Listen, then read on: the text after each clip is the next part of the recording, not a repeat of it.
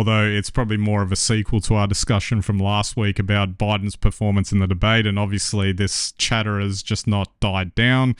He had this big press conference where he was actually up there for an hour taking questions and doing the things that apparently he should be doing to quell all of the disquiet that was generated out of his performance from the debate.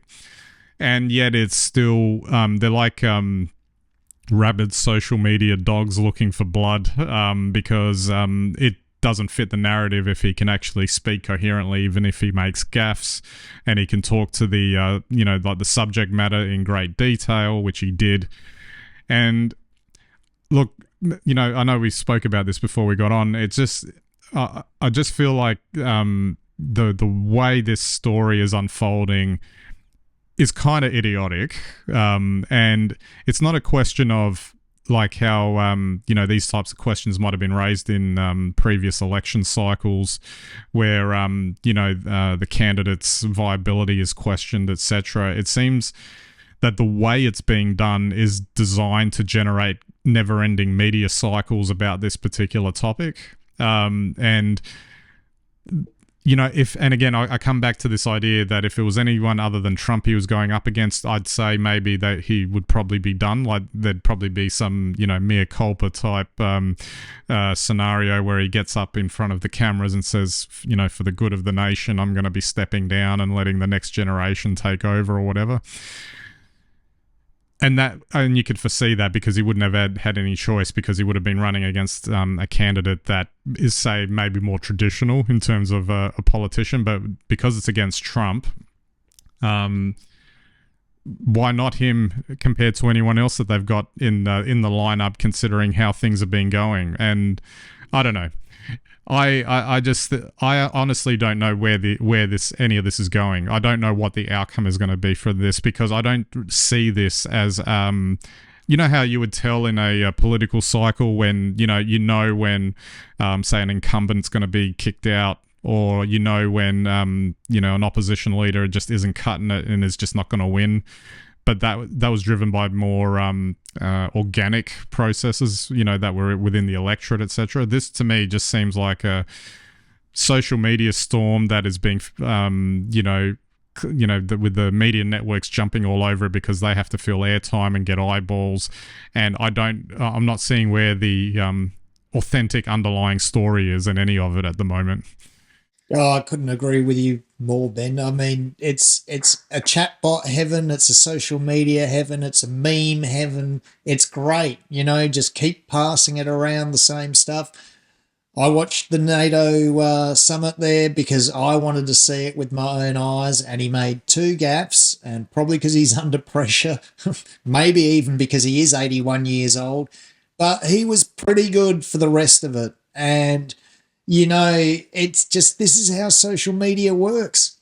One bit of evidence, another bit of evidence, and effectively, I was going to say a narrative, but it's not even a narrative. It is just a meme. And put it together, and I want to believe that at 81 he's too old, and that's the story, and here's my evidence. And it's like, it's very harsh. It's I certainly... Well, all I've seen is 5 Democrats and 1 actor come out and suggest it's time. I thought he was pretty good, and if we could hear something besides he's too old and he's got to go, if we could hear a story besides that, I think you'd actually find that he's doing pretty well. And to be fair to him, he must be pretty tough at 81 to be withstanding this sort of pressure. So gaffes, they're made all the time.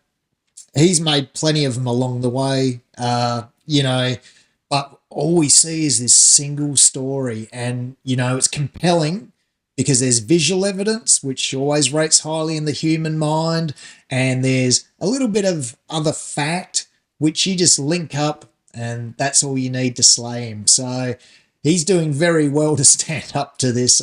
I don't know. I could hack this pressure. Yeah, I know.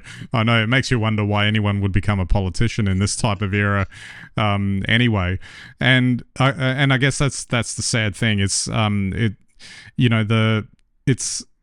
it's the substance underlying all of it, what that you can't just see. And like I said, I'll return to what I said before. It just I don't see where this is going, because it could ultimately be that this whole thing ends up causing a blow up moment a little bit later down the track. And I just think that the political cycle is not necessarily reflective of what actually might end up happening. And I say that because I've seen a pattern with this sort of thing with previous elections. Not like Australia is actually a good one. The last two big ones that I've seen were I think fell victim to that, where the media were trying to generate a narrative for an outcome, and then they were totally shocked when the result didn't go the way they thought it would.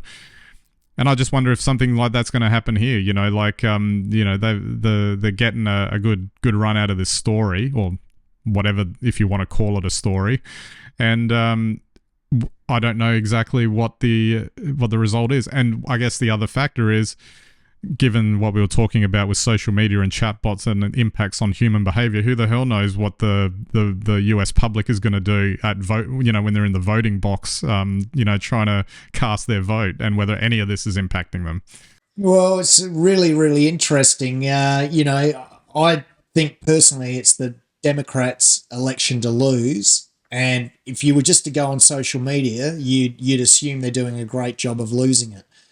However, you might be right. Maybe there are rusted on anti-Trump people that are just going to come out. So it doesn't matter what the polls are. I mean, we don't even know if those polls that are saying Trump's increasing his lead are based on questions like, is Biden too old? You don't know. We don't know what impact this is having. And we don't know how much of this noise is just chatbots resending the same message out, so it's the only thing that's out there. This is unprecedented. To me, it's an extension of fake news.